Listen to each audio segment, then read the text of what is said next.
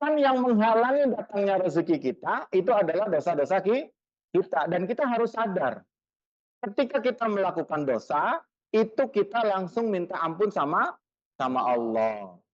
Supaya tidak ditutup rezeki kita. Ketika melakukan dosa, tidak pernah sholat taubat. Maka jadilah keras hatinya. Yang membuat kita tidak bahagia itu diri kita sendiri. Kita itu sekarang banyak orang syirik kecil. Syirik kecil kenapa? Dia tidak yakin atas rezeki yang Allah berikan. Kenapa ada azab? Karena kita mencintai yang lain daripada Allah. Kenapa kita diazab? Karena kita cintanya selain Allah.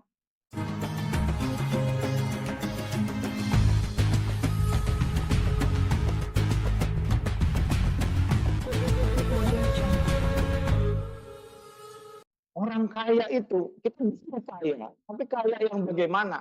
Kaya yang mendapatkan hartanya dari jalan yang halal. Kaya yang membuat kita bahagia. Ada nggak kaya tapi nggak bahagia? Banyak. Ya, di sono, no, di sono. Banyak. Yang akhirnya dikejar-kejar, ya kan? Kejar-kejar sama siapa? Sama polisi, ada juga. Ya kan, sampai ada yang pengorbanan, nggak tahu sekarang masih ada nggak? Kalau dulu kan ada namanya pesugihan, kayak gitu Bunda ya? Ada, gitu. Nah, itu kaya tapi nggak bahagia. Pasti jawabannya bahagia, maka itulah program awal kita. Jadi program awal kita diciptakan di dunia ini adalah untuk bahagia. Kenapa tidak bahagia? Karena ada dosa yang kita lakukan. Nah, yang kedua, yang pertama tadi nggak bahagia karena memberikan syarat. Nah, yang kedua, tidak bahagia karena kita melakukan dosa. Tapi nggak apa-apa, yang penting kita sadar, kita melakukan dosa. Ada loh orang yang ngelakuin dosa tapi nggak sadar. Jadi yang kedua kenapa? Karena kita tidak bahagia karena apa? Karena ada dosa. Yang kita lakukan, semua orang punya dosa. Dosanya apa Ustaz? Buahnya. Dosanya apa? Bukan banyak lagi, buahnya. Tapi nggak apa-apa, yang penting kita sadar. Kan yang menghalangi datangnya rezeki kita, itu adalah dosa-dosa kita. Dan kita harus sadar, ketika kita melakukan dosa, itu kita langsung minta ampun sama Allah. Supaya tidak ditutup rezeki kita. Siapa yang ingin rezekinya berlimpah, katakan saya. Jadi kalau misalkan kita ingin sesuatu yang menjadikan kita bahagia, yang menghalangi kita dari ketidakkebahagiaan ternyata adalah dosa-dosa kita. Dosa yang sengaja maupun yang tidak sengaja. Maka Ustadz atau guru saya, Ustadz Nasrullah, itu menyampaikan bahwa setiap satu dosa itu harus langsung disolati taubat. Misalkan hari ini kita ngomongin si Mirna, ada yang namanya Mirna di sini? Misalkan nih, lagi beli sayur, ada tetangga namanya Mirna gitu. Jeng, eta si Mirna suaminya nggak kerja tapi punya mobil baru, Jeng. Oh iya nya, gitu kan. Itu dosa nggak Bunda? Dosa, dan itu langsung membuat, itu yang akan membuat menghalangi datangnya rezeki. Dan itu yang akan membuat hati kita itu menjadi keras. Hati itu seperti telapak tangan Bunda. Telapak tangan ini kalau berbuat dosa maka akan tertutupi oleh jari jemari. Dia akan ada namanya orang istilahnya hatinya keras. Kalau hatinya keras berarti keras kepalanya juga, betul? Nih, kayak gini nih. Kalau dia melakukan dosa maka ketutup. Salam. Dia ngelakuin dosa lagi, ketutup lagi. Dia ngelakuin dosa lagi, ketutup. Dia ngelakuin dosa lagi, ketutup lagi. Terus sampai betul-betul keras hatinya. Hati yang keras itu karena hati dia pernah ketika melakukan dosa tidak pernah sholat taubat. Maka jadilah keras hatinya. Kalau tobat gimana?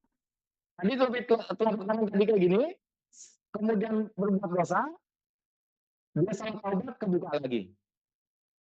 Dosa, set. kebuka lagi. Sama rezeki kita, namanya manusia kan tempatnya salah dan dosa kan, dan lupa. Maka ketika lupa langsung sholat taubat. Setelah tadi ngomongin si Mirna di tukang sayur, itu langsung pulang, gelar sajadah, sholat. Ya Allah, tadi saya ngomongin si Mirna. Usolli sunata taubati, rok'ata ini lillahi ta'ala, Allah Akbar. Langsung kebuka. Jangan sampai nunggu hati kita keras dengan dosa-dosa yang tidak pernah kita mintakan ampunan.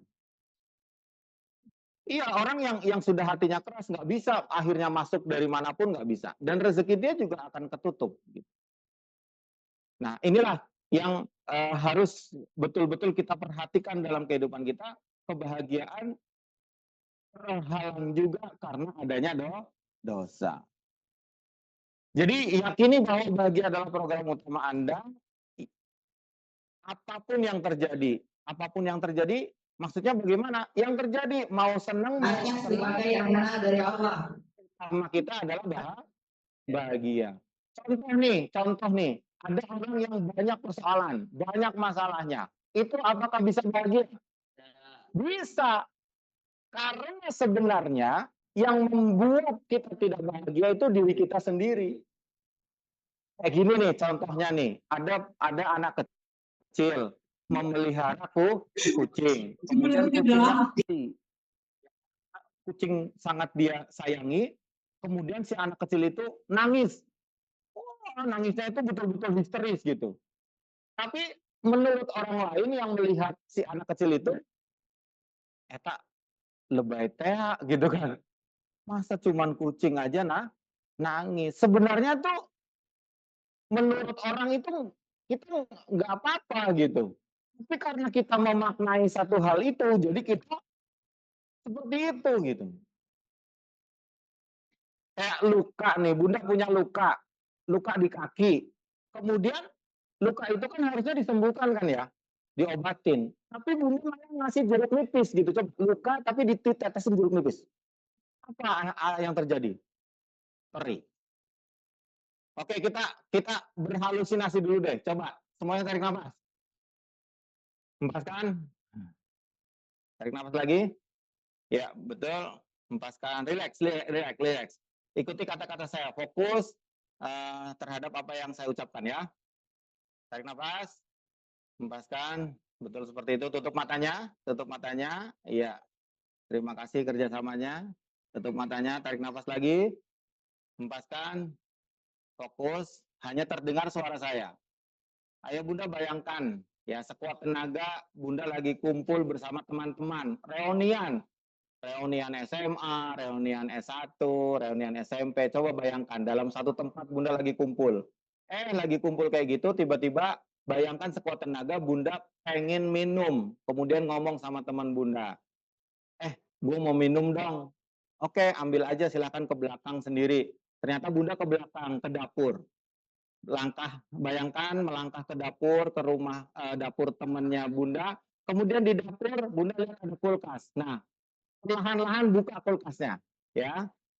Bayangkan sekuat tenaga buka kulkas, kemudian di dalamnya ada sayuran, ada buah-buahan, ada pisang, ada apel. Kemudian Bunda malah fokus ke satu jeruk, namanya jeruk nipis warnanya hijau. Bunda penasaran, silakan diambil. Kemudian diambil, tutup kulkasnya, kemudian Bunda ambil pisau. Setelah itu, Bunda penasaran dengan jeruk itu, dibukalah, silakan, diiris. Jadi 2 jeruk nipis itu. Hitungan ketiga ya, 1, 2, 3, iya betul, diiris. Setelah diiris, Bunda makin penasaran, coba diperas kemudian diteteskan ke lidah Bunda. 1, 2, 3, langsung tiba-tiba Bunda pengen minum dan cari minum, ternyata ada minuman di situ, langsung minum dan kembali lagi ke ruangan depan. Tarik nafas sekarang. Nah, buka matanya. Apa yang dirasakan? Kecut. Bunda sampai gini-gini. Sampai gini-gini. Iya kan?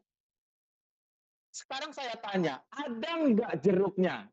Jeruk nipisnya ada nggak? Pisaunya ada nggak? Nggak ada. Tapi rasanya ada nggak? Rasanya ada. Maka sebenarnya ya Bunda, kita hidup dalam dua dunia nih, alam nyata yang kayak gini nih kelihatan, sama satu lagi alam bawah sadar atau alam ruh. Dan paling banyak orang itu tersentuh dan berubah mendapatkan keajaiban jadi orang yang lurus, yang baik, yang solihah itu karena dia fokus ke alam tidak sadar atau alam bawah sadar, disebut dengan alam kuantum. Di dalam alam kuantum kita itu betul-betul satu dan sama terhubung. Kayak kita lagi ngomongin si Mirna, datang Mirna. Halo Mirna gitu kan. Baru kita ngomongin, terus kita bilang umur panjang gitu ya, betul nggak? Pernah nggak kayak gitu? Nggak ada umur panjang. Itu karena kita menarik dunia roh, dunia kuantum gitu. Nah sekarang tuh nggak ada jeruk nipisnya, tapi Bunda mengada-ngada, ngaruh. Sama Bunda, kalau sedang ada masalah, kalau sedang ada persoalan, itu Bunda sedang udah mahluka, tidak diobati, malah ditetesin jeruk, perih nggak? Tambah perih. Jadi gimana Ustaz? Ya sudah, kembalikan kepada Allah, serahkan semuanya kepada Allah, skenario hidup yang paling canggih, yang paling hebat. Bahkan ada Ustadz yang bilang, kita itu sekarang banyak orang syirik kecil. Syirik kecil kenapa? Dia tidak yakin atas rezeki yang Allah berikan. Besok saya makan apa ya? Besok saya dikejar-kejar debt collector, hutang saya banyak. Gitu. Saya besok anak saya makan apa? Kalau sebut kayak gitu, itu udah syirik kecil. Nggak yakin adanya kebesaran Allah. Wallahu yarzuqu bil ghairi hisab min haitsu la yahtasib. Siapa namanya? Cicak aja yakin kok. Mana cicak nih? Saya tuh sangat-sangat senang sama dua hewan. Yang pertama jerapah yang akan saya ceritakan besok di seminar Magnet Rezeki. Yang kedua cicak. Coba kita nyanyi. Cicak, cicak, pintar, diam, Merayap datang, seekor nyamuk. Itu lagunya bagus banget ya. Rezekinya datang atau cicaknya nyari-nyari. Gitu kan. Datang seekor cicak nggak bisa terbang Bunda. Kalau kita jadi cicak protes itu. Ya Allah, kenapa saya rezekinya terbang-terbang gitu? Dan saya cuma bisa merayap. Tapi nggak protes. Cicak sudah hak aja jatuh. Kemudian protes sama Allah. Enggak, lari lagi dia ke atas. Kemudian datang seekor, segitunya Allah ngasih rezeki. Lantas kita ngomong, besok kita makan apa? Gitu. Ya Allah, astagfirullah. Tangan kiri, tangan kiri. Tepuk-tepuk pundak sebelah kirinya. Hai Besti, Hai, Besti. mulai hari ini saya bersungguh-sungguh untuk melepaskan semua persoalan hanya kepada Allah. Serahkan, lupakan, rilis, forgive, forget, hanya kepada Allah. Percaya sama Allah. Oke, Besti? Jauh banget. Oke.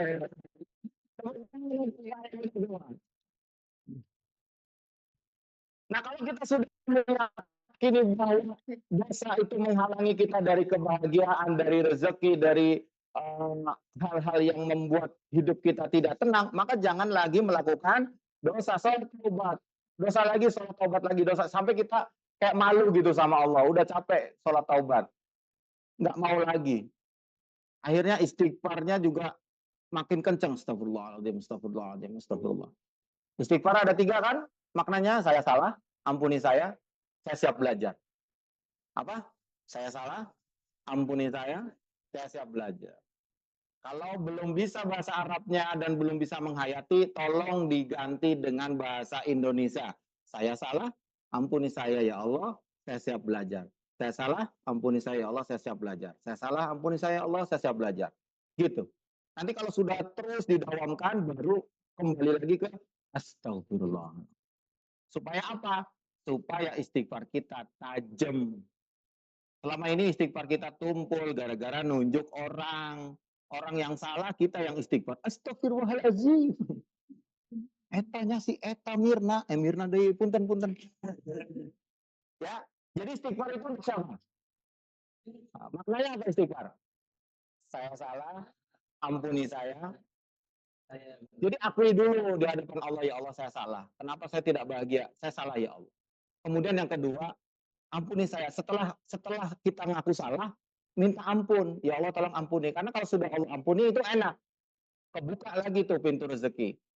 Kemudian yang ketiga, saya siap belajar. Maksudnya, saya kapok, nggak mau ngulangin lagi. Begitu. Tapi kan enak Ustaz gitu kan. Tapi dosa itu yang bikin enak, tapi ya udah konsekuensinya gitu. Kalau terus mau ngelakuin dosa ya terus tidak akan bahagia gitu. Iya kan? Karena Nabi Adam itu bersenang-senang di surga, kemudian ada larangan bahwa la taqrabu hadhihi syajarah, jangan dekati ini. Bukan masalah makan buah khuldinya. Nabi Adam dikeluarkan dari surga, tapi karena Nabi Adam tidak taat kepada Allah, jangan deketin kok malah makan. Gitu. Jadi kalau kita kemudian tidak taat, kalau tidak taat kan berarti berbuat dosa ya, ya nggak? Suruh sholat, nggak sholat, dosa kan?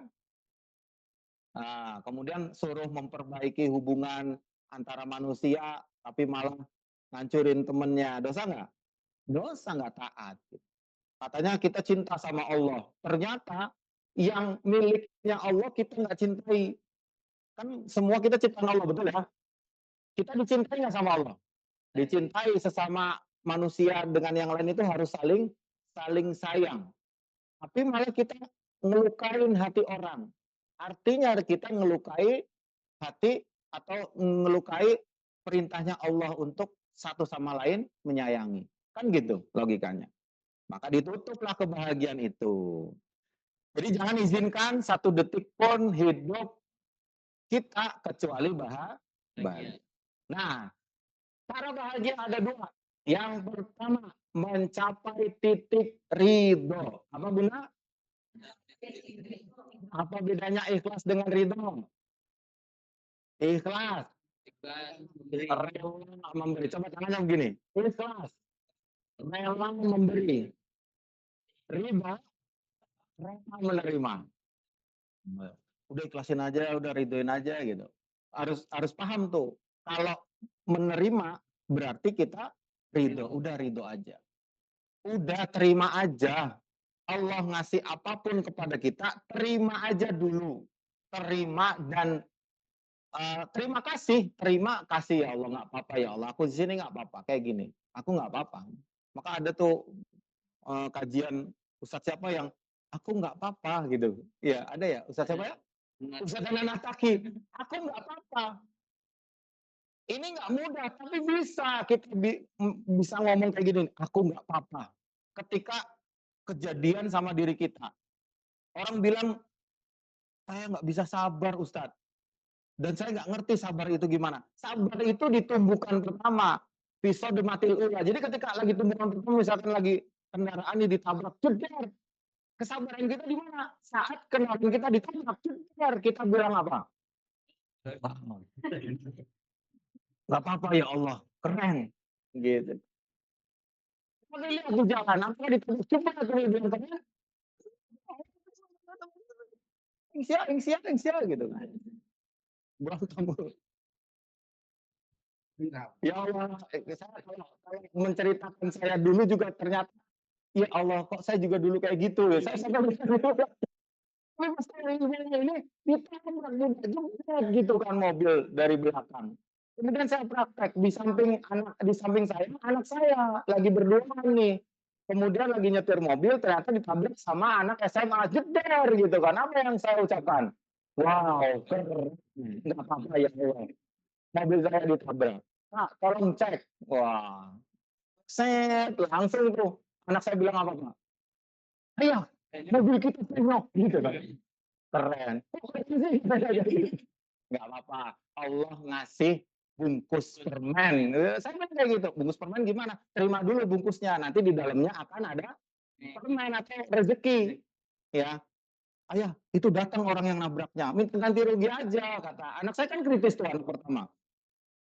Oh datang ya udah dengan gini-gini, "Pak, maaf Pak, saya harus ganti berapa Pak?" Gitu. Ternyata anak pakai seragam SMA, Bunda.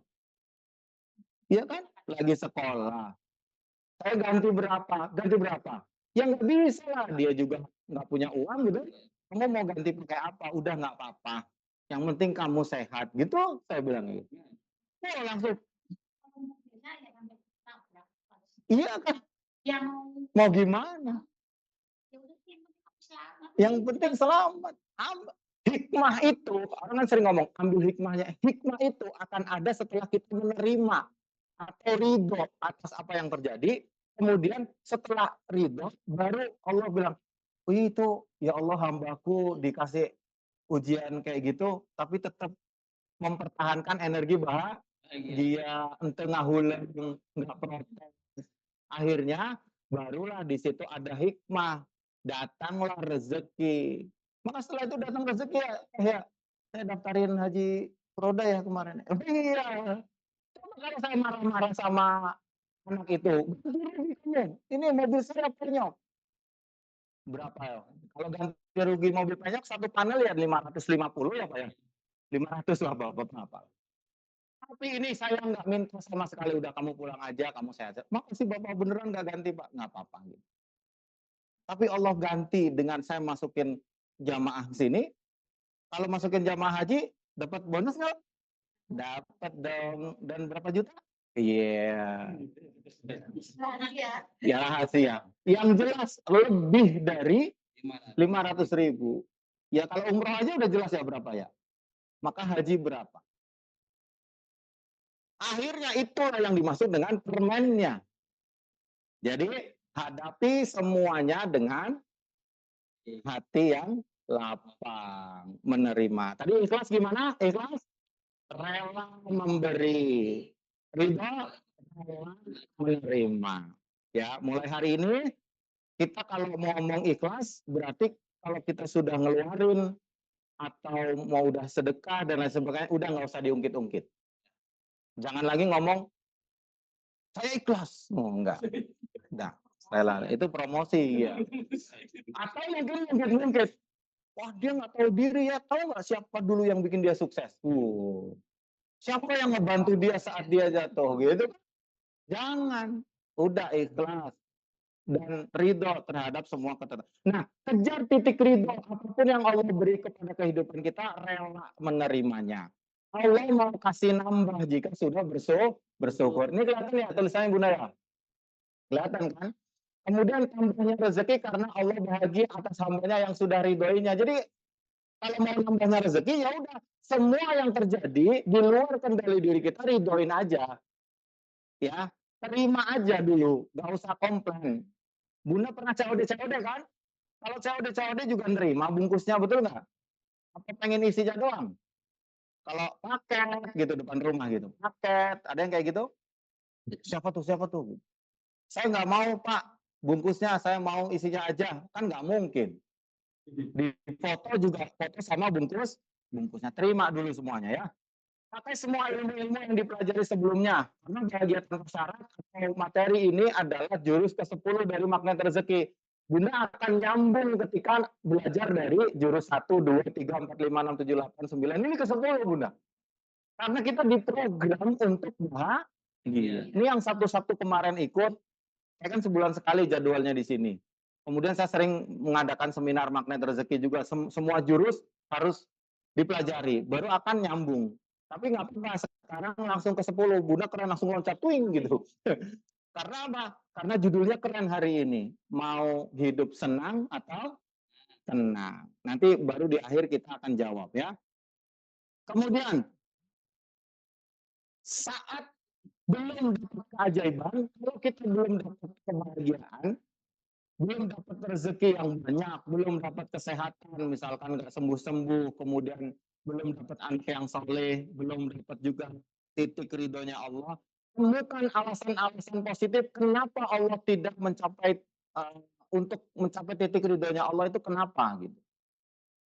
Pasti ada yang tidak tepat dalam diri kita. Saya tidak bilang salah ya, tapi tidak tepat. Nah, kuncinya adalah cari titik di mana saya nggak tepatnya tuh di mana gitu. Saya dulu, tadi kan saya cerita ya, dari Gontor saya kemana? Universitas Negeri Juga. Jakarta. Nah, coba Universitas Negeri, coba sama-sama Jakarta. Juga. Itu saya ngambil umum Bunda. Saya dari kecil nggak mau ngikutin orang tua untuk jadi saya nggak mau. Akhirnya saya lulus di Gontor aja saya kabur jadi santri. Kabur Pak. Kelas 3 itu saya bisa kabur dari Jawa Timur ke Jakarta. Tanpa ongkos waktu itu tuh. Saya tidur di musola, di setiap stasiun saya bersihin musola, kemudian minta uang, naik kereta lagi, bayar di atas dulu tuh. Masih bisa tuh bayar kondekturnya, kalau sekarang udah nggak bisa. Di Gontor kabur, kemudian lulus dari Gontor saya malah pengen kejar umum. Karena orang tua emang bisa kamu masuk universitas negeri? Bisa dong gitu kan. Belajar, ternyata benar. Lulus masuk universitas negeri. Saya nggak mau jadi ustadz pokoknya, titik, bilang kayak gitu. Padahal 10 bersaudara, cuman saya satu-satunya yang masuk pesantren, dan harapan orang tua saya jadi ustadz. Ternyata sayanya tidak mau. Akhirnya apa? Udah, saya kerja juga nggak pernah mendapatkan titik kebahagiaan. Bahkan kerjanya di dinas ya, salah satu dinas di Jakarta, udah ikatan kerja sama kampus gitu kan. Udah pengen PNS lah ibaratnya, tapi di dalamnya tidak ada kebahagiaan Bunda. Saya tahu permainan-permainan korupsi itu saya jadi tahu gitu. Karena saya disuruh ngelakuin itu. Jadi ngetik-ngetik faktur-faktur yang kosong.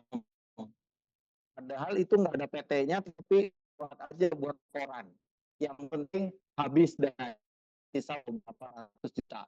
Karena kita coba. Batin nggak bisa nerima kayak gitu. Ya Allah, kok gini amat ya kerja. Akhirnya cerita sama orang tua, dan orang tua, udah kamu keluar saja dari pekerjaan kamu, ikut sama bapak. Kalau jadi ustadz, makannya cuma nasi berkat. Iya kan? Dan juga uang amplop gitu. Nggak mau, tapi qadarullah, karena capek juga kan jualan ketoprak, udah Mas Sarjana, lulusan Gontor, jualan. Tadi malam saya ajak nih di ketopraknya, Mas ya ada ya ketopraknya ya? Bener, dorong. Saya sambil, kalau bahasa Roma Irama tuh saya nyanyi, kering sudah rasanya air mataku, gitu. Saking ibaratnya, ya Allah kakak-kakak gue jadi semua, ada yang perwira polisi, ada yang jadi manajer, ada yang, oh gue suka ketoprak, ya gitu, kadang mikir sendiri, gimana ya caranya gitu. Nah, mencapai titik ridhonya Allah, ternyata jalurnya saya temukan alasan positif kenapa Allah nggak ridho sehingga saya nggak bahagia dan nggak berhasil. Ternyata ada perisai, ternyata ada dosa. Apa dosanya? Tidak nurut sama orang untuk jadi ustaz. Adik saya yang bangunin saya, Mas, bangun. Maksudnya bangun, bukan bangun tidur ya. Coba deh, Mas pikir-pikir lagi. Masa iya lulusan Gontor, bukan saya ngeremehin tukang ketoprak. Bapak juga pasti senang kalau Mas itu punya pekerjaan yang lebih dari ini. Gitu. Maksudnya gimana? Udah Mas coba ngelamarlah jadi guru gitu. Waktu itu saya akhirnya mau jadi guru di salah satu sekolah besar di Karawang, di Al Irsyad Al Islamiyah. 3 tahun saya di situ. Kemudian tetap di situ nggak mau dipanggil guru, panggil aja Pak gitu kan. Nah setelah itu, baru dengan izin Allah, ternyata guru itu kan juga ustadz ya. Al ustadz itu artinya guru. Saya diminta untuk khutbah gitu. Pelan-pelan saya mau tuh khutbah. Assalamualaikum warahmatullahi. Ternyata waktu di Gontor keluar semua. Wah, iya, singa podium gitu kan. Wah ini bagus nih gitu kan. Ternyata dipanggil lagi, itu ustadz itu dipanggil ustadz beneran. Kemudian saya pindah ke Harum, nih murid saya nih. Murid saya sekarang udah S1. Di Harum saya jadi pimpinan sekolah SMP. Kemudian ya udah dipanggil-panggil ke sana ke sini. Kok dengan izin Allah Covid, dan saya langsung terpikirkan untuk bikin pesantren karena saya pengen punya santri yang nanti ketika saya meninggal, santri ini akan doain saya. Nggak putus-putus mereka, dan makamnya pun udah saya siapkan di samping masjid pesantren. Bikin pesantren emang mudah? Nggak mudah. Hampir 2 miliar itu modal awalnya. Tapi lunas 2 tahun, alhamdulillah. Dan sekarang bukan lagi dipanggil Ustadz Bunda. Malah orang-orang manggilnya Kiai. Dan sekarang bukan lagi amplop dan nasi berkat. Nggak ada kan berkatnya teh. Tapi transfer. Alhamdulillah. Kalau dipanggil-panggil ke hotel-hotel berapa ininya apa namanya invoice-nya? Ya sebenarnya saya nggak narifin sih Pak. Cuman mereka sebesar rasa syukur aja. Pernah saya dipanggil ke Bandung, BKAD, Badan Keuangan Aset Daerah Purwakarta, para pejabat-pejabat itu di Purwakarta. Itu saya cuman dari pagi sampai siang ditransfernya 13 juta Bunda. Alhamdulillah. Cuman karena orangnya ngomong, Ustaz, anggaran kami cuma 13 juta, Ustaz tolong diterima, ya gitu. Iya kan? Nah ini, ternyata ketika saya meneliti perisainya adalah atau dosanya adalah titik ridhonya orang tua, saya pengen jadi Ustaz, suruh dijadi Ustaz, maka saya jadi Ustaz nurut, baru kebuka semuanya. Gitu. Jadi kalau sekarang masih ada yang nggak enak dalam kehidupan kita, coba dicari titik ridhonya itu di mana? Letak dosa kita itu ada di mana? Ya, siap ya Bunda ya? Nah, orang beriman amat sangat cintanya kepada Allah. Ternyata semua akan nggak ada tuh prestasi-prestasi dunia yang akan kita bawa. Ranking 1 emang ditanyain sama malaikat, kamu ranking berapa gitu? Nggak ada. Ternyata yang ditanyakan adalah agama. Sejauh mana kemampuan kita nanti ketika menjawab pertanyaan Nabi, malaikat, mungkar, man rabbuka, iya kan? Gitu. Cuman saya agak sedikit sedih karena ayah saya itu belum pernah melihat pesantren. Karena sebelum pesantren itu berdiri, pas lagi pembangunan ternyata ayah saya meninggal dunia. Innalillahi. Cuman cita-cita ayah saya sudah tercapai menciptakan 1 dari 10 anaknya itu jadi ustadz. Dan beliau juga pernah mengucap bahwa ketika saya kabur dari Gontor, beliau ngomong sama saya, nanti Bapak pengen kamu yang menjadi imam sholat jenazah Bapak. Maka di situ ketika di hadapan jenazah beliau, kakak saya bilang, tunaikan sekarang wasiat dari Bapakmu. Langsung saya jadi imam sholat jenazah. Bahkan sampai ke liang lahat saya yang nganterin. Ke peristirahatan terakhir. Ketika dibuka kain kafannya kan kelihatan wajah, dan itu terakhir kali saya melihat wajah ayah saya. Ya, sambil azan Allahu Akbar, sambil ingat dulu ya Allah, badung teingnya gitu. Bandel banget sih bader gitu. Nggak nurut sama ayah, maaf ya gitu. Saya minta maaf gitu. Nah, di situ ya titik ridhonya kita. Jadi mulai hari ini visi kehidupan kita adalah ridhonya Allah. Ridhonya Allah ada di ridhonya orang tua. Ini untuk anak-anak bagus. Maka santri-santri saya nggak pernah saya tidak cerita kisah saya ini. Saya cerita karena di pesantren itu. Santri-santriku dulu Ustadz itu kabur dari pesantren. Ya kami juga kabur. Bukan gitu. Bukan gitu kan. Ini cerita untuk memotivasi kalian bahwa titik ridhonya seorang anak itu ada di orang tua. Maka Allah akan ridho sama kamu, dan ketika Allah sudah ridho itu semua akan dimudahkan gitu kan. Ridho Allah fi ridho walidain wa suhtullah fi suhtil walidain. Kapan melihat Allah senang sama kita, tersenyum sama kita saat orang tua kita tersenyum. Maka yang masih ada orang tuanya nih, saya tinggal 1 nih, ayo kita bahagiakan, kita muliakan, kita bikin bahagia, diumrohkan, disedekahkan. Kalau yang sudah meninggal, sedekahkan atas nama orang tuanya, masih bisa kita berbakti gitu. Ya, apalagi yang masih ada, usahakan. Kayak kemarin itu mama saya tinggal satu-satunya gitu kan, ya Allah surga saya tinggal 1. Diusahakan bagaimana caranya untuk bisa segera haji gitu. Saya memang bukan dari orang yang punya uang dan lain sebagainya, tapi dengan orang tua yang luar biasa, alhamdulillah semuanya bisa terwujud dengan izin.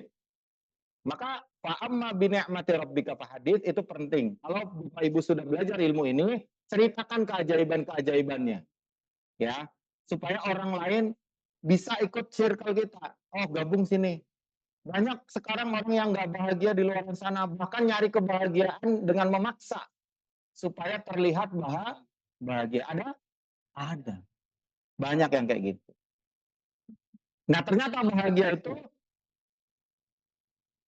dengan syarat. Tapi syaratnya adalah kejar cintanya Allah, kejar ridhonya Allah. Ridhonya kita menerima atas apa yang Allah berikan. Saat tidak mencintai Allah, Allah akan azab. Azab di ayat ini adalah azabnya dunia dan akhirat. Azab yang kita terima di dunia mestinya membuat kita kapok. Kenapa ada azab? Karena kita mencintai yang lain daripada Allah. Kenapa kita diazab? Karena kita cintanya selain Allah. Ya iyalah Allah marah. Karena kita tidak mencintai Allah, kita menduakan gitu. Benar kalau diduakan marah nggak? Misalkan suaminya nih mau nikah lagi, marah nggak? Marah nggak? Jangan. Kan bisa perang dunia ya nggak? Allah juga sama. Kalau kita cintanya itu selain kepada Allah, maka juga kita akan diazab. Kejarlah cintanya Allah untuk mendapatkan bahagia. Nah, latihan untuk bahagia. Kita latihan, siap? Siap. Dan kalau naik ke gunung nggak bisa, Bunda. Kemarin saya bisa naik gunung, tapi cuma sampai pos 1. Sekarang pokoknya apapun yang terjadi, oke ya, tinggal sadari dosa, lalu latihan gunakan sholat. Sholat memiliki simbol-simbol. Jadi kita langsung praktek, Bunda, praktek sholat. Bukan sholatnya, tapi makna atau simbol dari setiap gerakannya. Coba tangannya begini. Allahu Akbar. Nah, kan di sini Allah. Ya Allah, ikuti saya, ya Allah. Saya ikhlas, saya ridho, saya lepaskan, saya serahkan semuanya, yang terjadi dalam hidup saya kepadamu.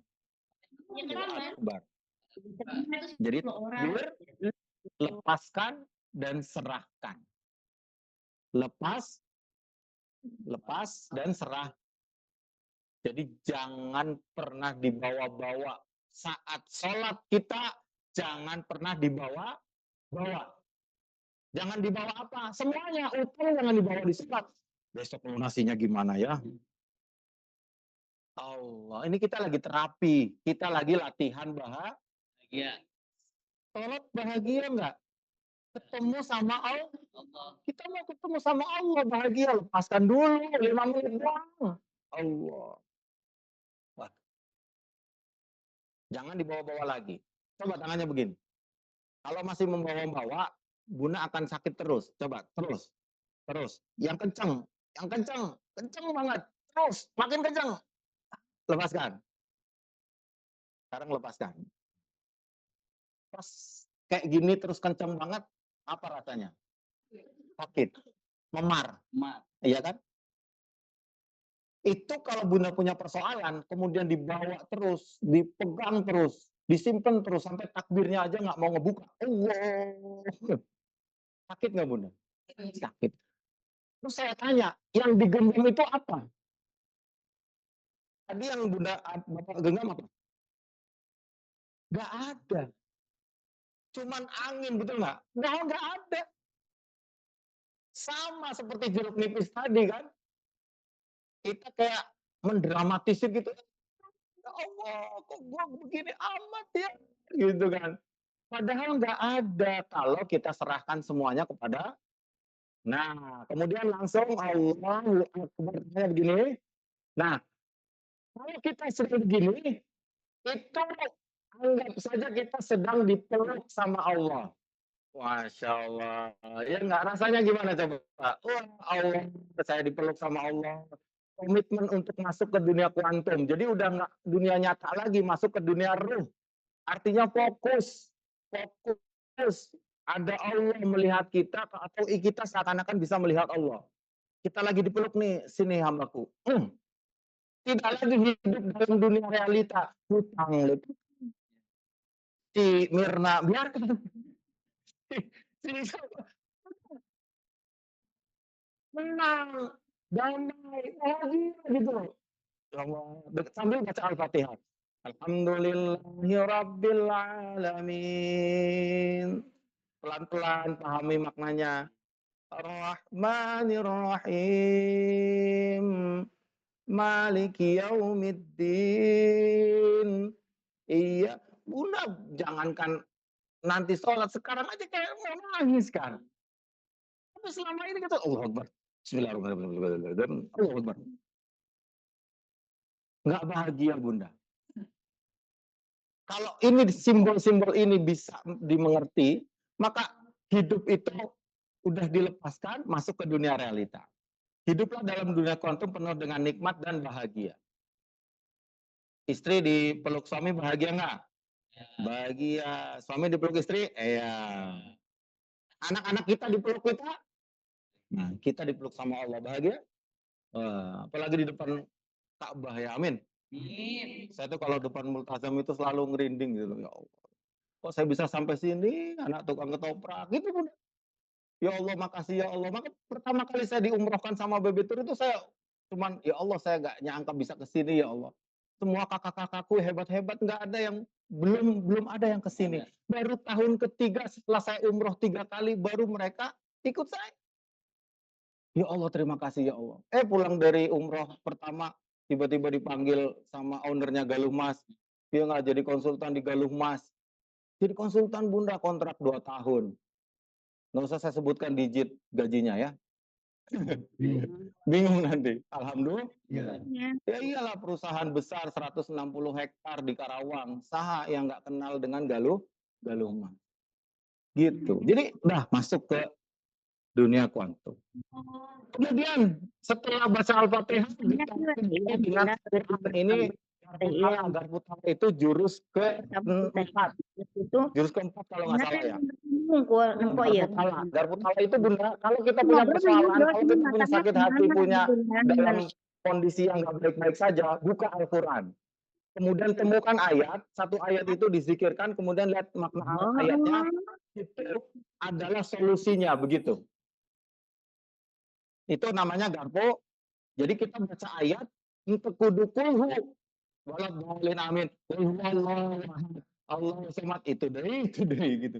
Jangan temukan satu ayat, ayat itu adalah ayat Garputala, bacakan saat sholat. Kalau Bunda benar-benar pengen selesai permasalahannya di situ. Bacanya itu aja, nggak usah kulhu lagi gitu. Satu ayat doang nggak apa-apa Ustaz, nggak apa-apa. 1 minggu itu dizikirkan terus kalau nemuin ayat Garputala itu. Kemudian ruku, coba, bisa nggak ruku? Bisa ruku? Tahu ruku? Rizky nggak apa-apa, Rizky berdiri Rizky. Ruku Rizky. Dari atas dong. Allah. Nah, ini simbolnya apa Bunda? Ridho atas segala keadaan. Ya karena masih ada begini kan. Oke, makasih Rizky. Jadi kalau kita ruku, Allah Akbar, ridho. Tadi ridho artinya apa? Rela menerima. Nggak apa-apa ya Allah. Keren ya Allah. Dahsyat gitu kan. Itu kan kata-kata yang Bunda seneng. Kalau saya senengnya, wow keren.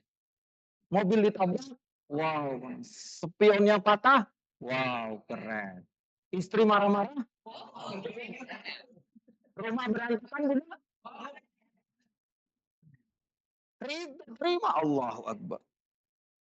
Saya terima ini ya Allah gitu. Tapi setelah itu bangkit itu dah sami Allah. Coba bareng-bareng ya. 1, 2, 3. Sami Allah. Bangkit. Bangun dari keadaan tidak bagus. Kalau kita lagi terpuruk, bangun. Sami Allah. Saya bisa. Saya yakin. Saya sukses. Bangkit. Tapi dengan apa? Ilmu, ngaji. Gue kejar ustadz yang kayaknya bahas tentang rezeki nih gitu misalkan. Ini kayak hari ini juga yang daftar langsung jebret gitu. Jadi jangan terus terpuruk udah ridho diem kayak gitu kan. Ya udah saya terima ya Allah. Tapi dari mana solusinya? Sami Allah. Saya siap bangun ya Allah. Saya siap menyongsong masa depan. Saya siap mengejar target ini. Saya siap bangun. dari keterpurukan saat ini, misalkan rezekinya belum ada, belum banyak, masih UMR misalkan. Nah, setelah itu baru kita sujud. Sujud turunkan garis kebenaran ke titik nol. Maksudnya apa? Ini jurus turunkan garis kebenaran juga ada. Maksudnya apa? Akui kalau kita salah. Saya salah ya Allah. Ampuni saya ya Allah. Saya siap belajar. Kan itu ya. Jadi kita ucapkan saya salah. Terus diulang-ulang 34 kali sujud minimal dalam sehari. Coba. Akui salah ya Allah. Saya salah. Ampuni saya. Kemudian saya siap belajar. Itu saat kita sujud simbolnya itu. Jadi posisi yang sangat-sangat, ya Allah, kepala itu hina di bawah pantatnya nggak? Iya. Itu posisi sujud. Udah nggak ada beda lagi kita. Mau presiden juga sujud. Nah saat sujud itu simbolnya apa? Udah aku salah, saya salah. Ampuni saya ya Allah. Saya siap belajar ya Allah. Saat kita sujud nggak usah sombong lagi. Wah, aing nu benghar gitu nggak boleh.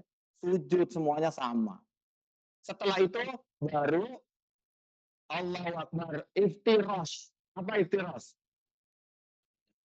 Nah, jiwai memaknai semua gerakan ini sebagai pengulangan materi magnet rezeki. Ini mati ya? Wow, keren. Apa? Kuotanya habis. Oh enggak. Halo. Ada nggak apa-apa. Iya dong, kasihan banyak ini. Tapi nggak apa-apa ya, untung di sini hadir ya, alhamdulillah. Sampai mana tadi? Duduk di antara dua sujud, iftirash. Coba bacanya gimana? Rabbi firli warhamni wajaburni warfani warzuqani wahdini wa'afin. Iya kan? Pengakuan bahwa kita terus membutuhkan Allah dengan doa. Nah, gerakan sholat semuanya memuji Allah dari pertama takbir, baca surat, kemudian kita ini subhan rabbiyal azim, sami Allahu liman hamidah, rabbana lakal hamdu. Tapi ada gerakan di mana kita itu disuruh minta. Kapan? Saat iftiras itu suruh minta. Ibaratnya kita lagi di depan owner besar nih, orang yang kaya raya, kita di depan dari tadi tuh muhun-muhun aja, tapi owner itu ngomong, "Sok, kamu mau apa?" Di gerakan itu. Mintanya apa kita? Rabbi firli, ampuni saya ya Allah. Warhamni, muliakan saya ya Allah. Irhamni kan? Wajiburni, tutup aib saya. Jangan sampai dengan aib yang sudah saya lakukan dulu-dulu, dosa-dosa saya masa lalu, engkau buka sehingga aku hancur di dunia ini. Wajiburni, warfa'ni, angkat saya ya Allah. Angkat derajat saya di dunia ini dan juga nanti di akhirat. Warzuqni, berikan aku rezeki. Wahdini, berikan aku petunjuk. Wa'afini, maafkan saya. Ampuni saya. Gitu. Jadi di posisi yang iftirash tadi, kita betul-betul gerakan itu tuh dimaknai. Kita lagi minta ibarat di depan owner yang kaya raya, minta apa sok ngomong. Kan selama ini kita nggak ada bifili warhamni wajibun Allah. Coba penghayatannya dengan kayak gitu dan nggak lama kok, cuman 5 menit. Kemudian sujud lagi, akui dosa lagi, ya nggak? Sujud lagi, akui dosa lagi. Tahiyat, setelah itu tahiyat. Nah, tahiyat ini nanti kita bahasnya di pertemuan ke depan karena panjang tuh kan. Latihan bahagia tuh kan. Wow, masih panjang. Waktu soalnya habis dengan nanti diskusi, kemudian ada apa namanya tanya jawab dan juga ada yang nonton PR kan. Maka inilah ayah bunda. Jadi jawabannya apa? Sekarang saya tanya. Jawabannya apa? Hidup tenang atau senang?